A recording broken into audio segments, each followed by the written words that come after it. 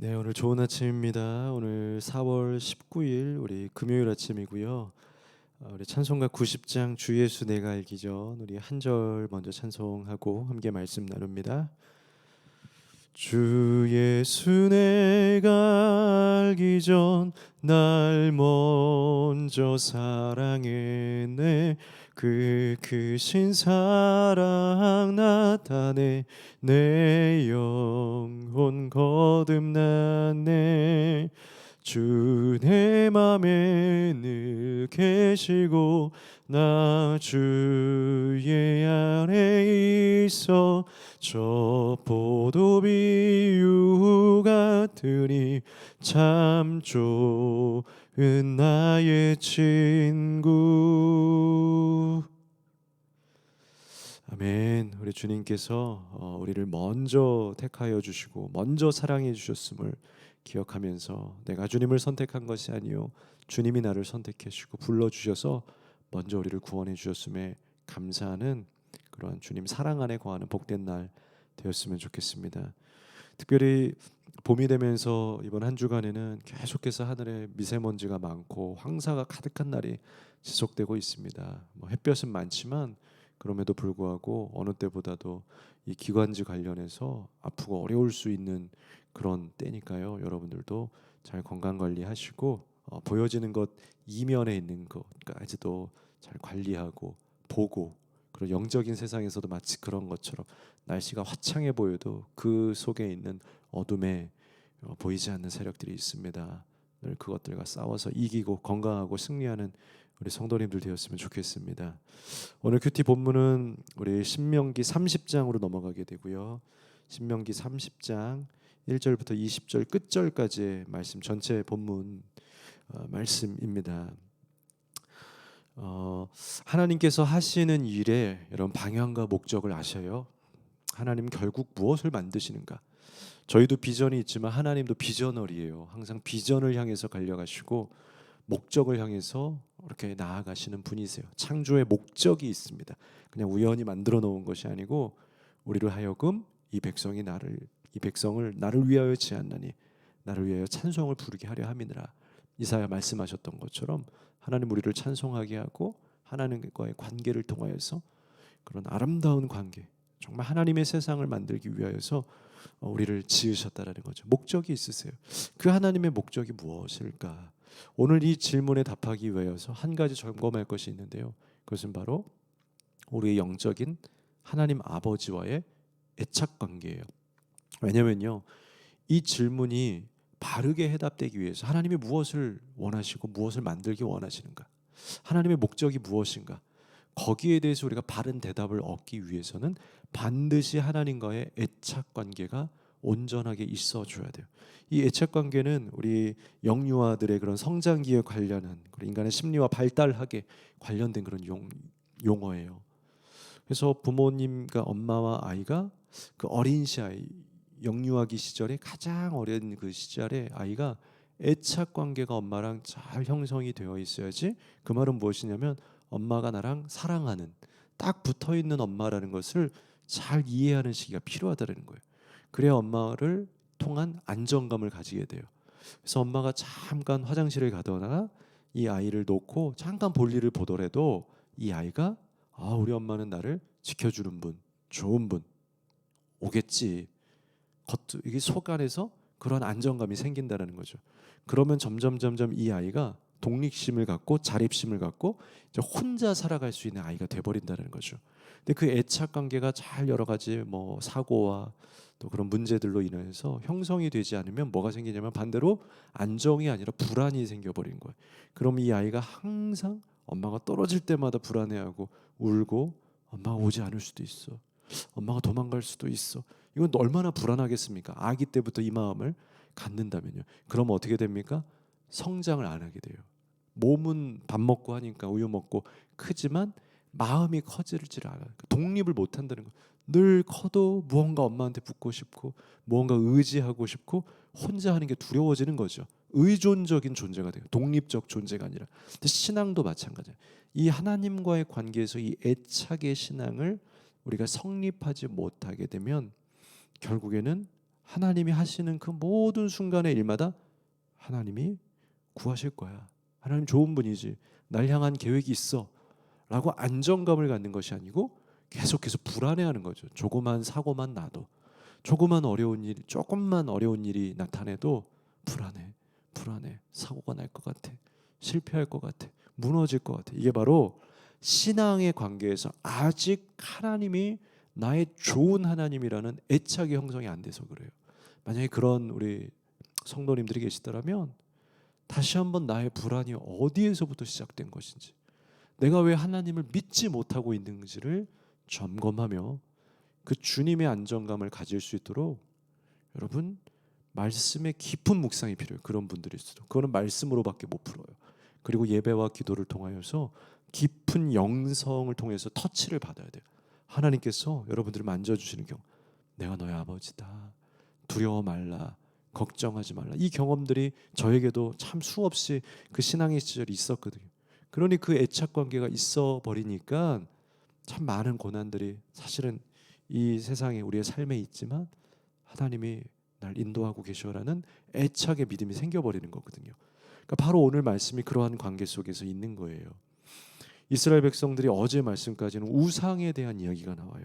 그래서 우상 숭배하면 너희들 심판받고 저주받고 종말이고 포로가 될 것이다. 그럼 실제로 이스라엘 백성들은 그들의 삶 가운데서 가나안 삶에서 계속된 우상과 거짓된 그런 가증스러운 일들을 통하여서 북이스라엘과 아수르를 통하여서 심판받고 멸망받게 되죠. 말씀처럼. 그런데 중요한 것이 있어요. 그게 끝이냐 과연? 그럼 하나님 정말로 우리가 실수하고 잘못하면 죽이시는 분이구나, 끊어져 버리게 하는 거구나. 그렇지 않더라고요. 오늘 말씀에는요, 하나님께서 분명히 저주를 주긴 하지만, 위험한 상황이 있기는 하지만 너희들의 삶이 위험한 것이 아니다. 여러분, 우리의 삶에 심판이다라는 것이 존재한다고 위험한 겁니까? 그것이 우리의 잘못된 발상인 거예요. 우리의 생각의 관점을 바꿔야 돼. 이 세상에 심판이 있다고 우리가 위험한 건 아니죠. 이 세상에 저주가 존재한다고 위험한 건 아니에요. 어떤 사람이 위험한 겁니까? 그 심판에 놓인 사람이 위험한 겁니다. 그 저주에 해당되는 사람이 위험한 거죠. 문제는 무엇입니까? 그 안에 해당하지 않으면 되는 겁니다. 또 한 가지가 있는 오늘 말씀에, 때로는 너희가 연약하여서 실수하고 무너질 수 있으나, 하나님이 참 감사하고 애착이 하나님의 안정감이 중요한 이유가 뭐냐면, 그럼에도 불구하고 너희가 내게 돌아오면 나는 너에게 기회를 줄 거야. 나는 너희를 받아줄 거야. 여러분, 이게 좋으신 하나님의 첫 애착, 하나님의 성품이라는 거예요. 세상에서의 두려움과 불안함이 뭡니까? 우리가 왜 발버둥치며 삽니까? 세상은 한 번 무너지면 끝나. 다시 못 일어나. 다시 회생하려면 수없는 시간을 가져야 되고, 자칫 못 일어날 수도 있고, 3대가 패가망신해. 이거 세상에서 우리가 가지고 있는 두려운 원리잖아요. 하나님은 그렇지 않다는 거예요. 실수하고 연약하고 아파할 수 있지만 하나님께 돌이켜서 돌아오면 나는 너희를 다시 살린다. 왜? 나의 모든 방향과 목적은 심판이 아니라 너희를 살리는 거야. 구원하는 게 내 목적이야. 이것이 바로 우리의 애착 하나님, 하나님의 진짜 성품이에요. 1절에서 5절의 말씀이 바로 그런 말씀에, 미래가 열려있다, 닫혀있지 않다. 신자의 미래는 딱 끝나서 죄지면 끝, 닫혀버리는 지옥문 닫혀버렸다가 아니라 하나님께 돌아갈 때마다 난 항상 기회를 줄 거고 열려줄 거다라고 하는 열린 미래를 보여주세요. 1절에서 내가 내게 진술한 모든 복과 저주가 너에게 임함으로 너희가 복이나 저주가 임할 때도 있을 거야. 그러나 내가 내 하나님 여호와로부터 쫓겨간 모든 나라 가운데서 이제 심판을 받은 거예요. 이미 심판이 있어요. 무섭죠? 끝난 것 같죠? 그런데 하나님 뭐라 하면, 그러나 이 일이 마음에서 기억이 나거든. 네가 말씀이 기억이 나거든. 내가 너에게 가르쳤던 그 말씀이 기억이 나면은, 2절, 너와 내 자손이 내 하나님 여호와께로 돌아와.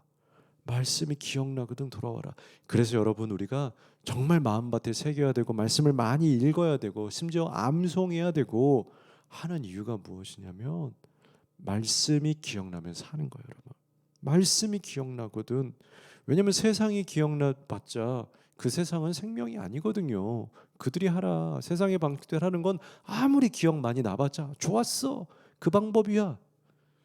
그렇게 잘 되지 않거든요. 정말 영이 사는 것, 그것은 바로 하나님께서 우리에게 말씀으로 주시는 것, 그것이 떠오르거든, 그것이 깨달아지거든, 그러면 말씀이 뭐라고 합니까? 네가 돌아와 내가 오늘 내게 명령한 것을 온전히 따라 마음을 다하고 뜻을 다하여 말씀을 청종하면 3절에 내 하나님 여호와께서 마음을 돌이킬 것이다. 그리고 너를 포로에서 돌아오게 할 것이다. 그리고 실제로 이스라엘 백성들이 바벨론의 포로로 붙잡혀 가지만 그들이 회개하고 그 시간을 지나치고 고난으로 연단되고 다시 하나님 앞에 돌아가니까 그들이 돌아오게 됐다는 겁니다. 다시 회복하게 되었다라는 거, 포로 생활을 마치게 됐다라는 거죠. 성경은 그렇게 이 말씀 그대로 역사를 가지고 있어요. 역사서들이 그렇게 실제로 구약 성경이 보여주고 있는 거예요. 그래서 느헤미야도 바로 그들의 성벽을, 그들의 이스라엘을 재건하기 위해서 다시 고구로 돌아오고 다들 다시 자신의 나라로 돌아오는 역사가 성경에 그대로 그려 있다라는 거죠. 6절에서 10절에 바로 하나님께서 우리에게 주시는 그 새롭게 주시는 마음을 보여드리 주십니다. 6절 내 하나님 여호와께서 내 마음과 내 자손의 마음에 할례를 베푸사. 다시 돌아오기만 하면, 네가 내 앞에 다시 뜻을 정하여 돌아오면 내 마음에 할례를 줄 거야. 여러분, 할례는 육신에 받는 게 아니다라는 거예요. 여러분, 신앙은 몸에 받는 게 아니에요. 신앙은 십자가 목걸이를 하는 게 아니다라는 거예요. 신앙은 거룩한 옷을 입는다고 해서 그 사람이 되는 것이야. 옷이 내가 아니다라는 거죠. 뭐예요? 마음을 새롭게 해야 돼. 그 마음을 새롭게 해주겠다. 마음의 할례를 베풀어 주겠다. 그리하여서 내 하나님 여호와를 사랑하게 하고 너로 생명을 얻게 할 것이다. 돌아오면 생명을 얻게 됩니다. 9절과 10절에 결국에 그들은 기쁨을 회복하게 될 것이다 말씀하십니다. 10절 맨 뒷절에 보십시오. 복을 주시되 곧 여호와께서 내 조상들을 기뻐하신 것과 같이 너를 다시 기뻐하사 너에게 복을 주시리라. 30장에 있는 쭉 그 모든 말씀들은 여러분 조금 더 구체적으로 한 번씩 한 단어 하나 이렇게 잘 이야기를 한번 잘 읽어보시고요. 그러면 다 돌아오면 내가 널 받아줄 거고 내가 기뻐할 거고 회복할 거야. 그러한 얘기가 되어 있다라는 겁니다. 여러분 11절에서 14절은요. 우리가 하나님께 돌아갈 수 있는 이유가 있다는 겁니다.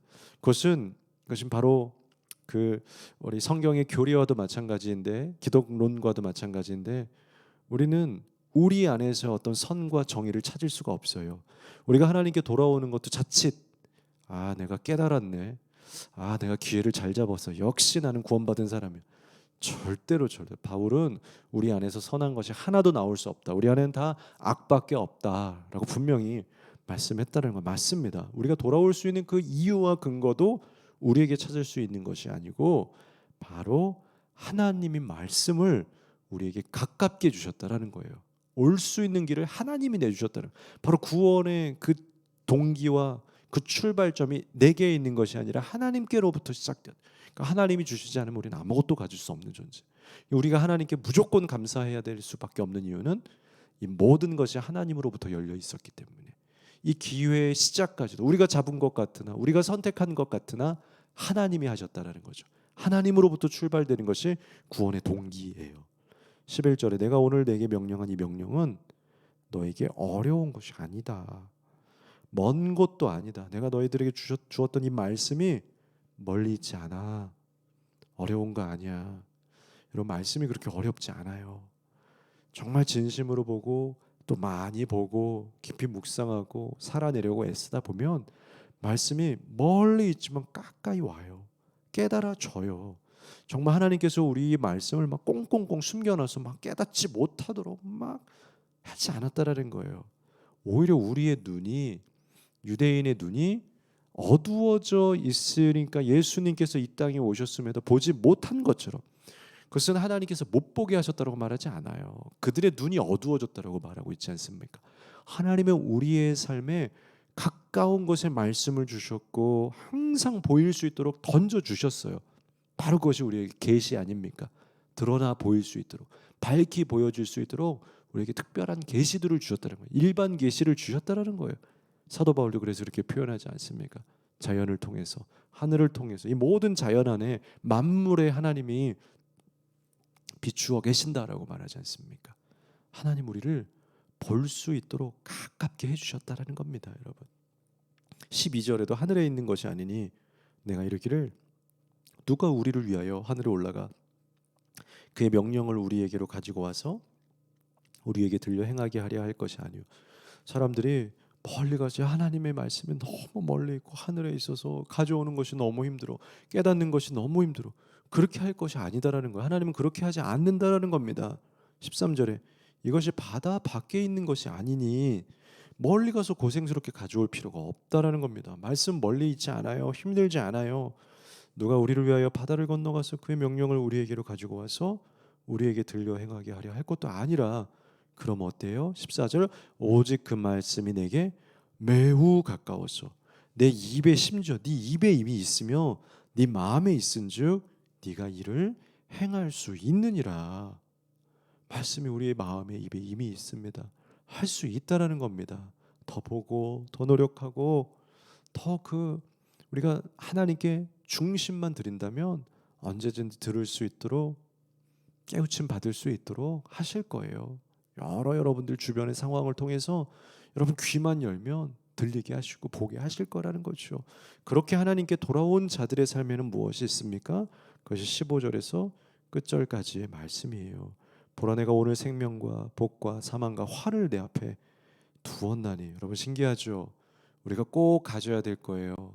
우리가 좋고 건강한 사람들은요, 생명만 갖다 놓고 요것만 살아라, 내가 요것만 주었어, 이거는 자칫 이기적인 아이, 편협한 아이, 힘없는 아이, 무능한 아이를 만들게 돼요. 좋은 건 뭡니까? 세상에 무엇이 있는지를 건강하게 다 아는 거예요. 여기는 파란불이야, 여기는 빨간불이야, 안전하게 가고 걸어야 될 것도 있고 멈춰야 될 것도 있어. 이 분별력을 가르쳐 주는 게 좋은 부모이고, 그것을 배우는 게 건강하게 사는 거예요. 생명의 밭에서만 살아가면서 생명이야, 그러면 죽음이 뭔지를 모릅니다. 기쁨이 뭔지를 몰라요. 빛과 어둠이 있는 이유가 뭐예요? 어둠과 빛을 봐야지 빛이 무엇인지를 알고 어둠이 무엇인지를 아는 거야. 마치 그런 것처럼 생명과 복과 이것만 주고 이거 누려 하지 않고 사망과 화를 내 앞에 두었다 그래요. 여러분, 그래서 우리의 삶에는 생명도 있고 죽음도 있습니다. 복도 있고 화도 있어요. 문제는 우리가 그 길을 어떻게 가느냐, 무엇을 잡느냐, 선택하느냐, 우리가 무엇을 누리느냐, 그거밖에 없다라는 거예요. 그 분별력이 우리에게 필요해요. 하나님 앞에 이 많은 삶이 있지만 네가 믿음으로 생명과 복을 네가 열매 맺게 될 것이다. 16절 곧 내가 오늘 너에게 명령하여 내 하나님 여호와를 사랑하고 그 모든 길로 행하며 그의 명령과 규례와 법도를 지키라 하는 것이라. 그리하면 앞서 말씀에는 생명, 복, 사망, 화도 있다고 하셨지만 네가 명령과 규례와 법도대로만 살면 그러면 생존하며 번성할 것이요 또 내 하나님 여호와께서 내가 가서 차지할 땅에서 내가 복을 받을 거다라고 말하고 있습니다. 여러분, 너무 어린 아기인 것처럼 너무 자칫 유아기에 머물러 있어서 복만 있었으면 좋겠다, 난 저주는 너무 무서운데, 그런 영적 유아가 아니라 저주도 있어도 좋아, 심판이 있어도 좋아, 난 하나님께만 머물 거야, 난 하나님의 명령과 법도대로 살 거야. 그래, 심판하려면 심판해봐, 난 하나님 말씀 가운데 거해, 난 복의 사람이야. 얼마나 당당하고 강단 있고 멋집니까? 여러분, 이렇게 능력 있고 강력한 성도들이 되기를 원합니다. 여러분, 유명한 찬양 가사처럼 호세아 6장 1절처럼 오라 우리가 여호와께로 돌아가자. 여호와께서 우리를 찢으셨으나 도로 낮게 하실 것이요 우리를 치셨으나 싸매어 주실 것임이라. 호세아 말씀처럼 여호와께 돌아가자, 돌아가자. 하나님 우리에게 기회를 주셨어요. 돌아가기만 하면, 돌아오기만 하면 받아주시고 다시 생명 주시는 하나님이니 다시 우리의 삶을 점검하여서 또다시 하나님 앞에 돌아가서 정말 하나님의 복을 누리는 장성한 하나님과의 애착 관계가 풍성하여서 흔들리지 않는, 변화무쌍한, 이렇게 왔다 갔다 하지 않는, 늘 견고하게 말씀의 반석 위에, 반석 가운데 주초를 세워진 흔들림 없는 그런 믿음의 성도들이 되기를 간절히 바라겠습니다. 기도하겠습니다. 거룩하신 하나님 감사합니다. 우상으로 저주를 주시겠다라고 말씀하셨지만 그러나 다시 돌아오고 저주가 있고 심판이 있다 할지라도 하나님의 말씀 가운데 사는 자들은 절대로 저주받지 않을 것이니 두렵지 않습니다. 주님과의 애착 관계를 통하여서 믿음으로 주님 위에 온전히 세워진 우리들이 되게 하여 주옵소서. 주님께 돌아와 늘 법도와 규례와 율법대로 말씀대로 살게 하시고 주님의 평화를 온전히 경험하고 누리는 우리 모두가 되게 하여 주옵소서. 예수님 이름으로 감사하며 기도합니다. 아멘.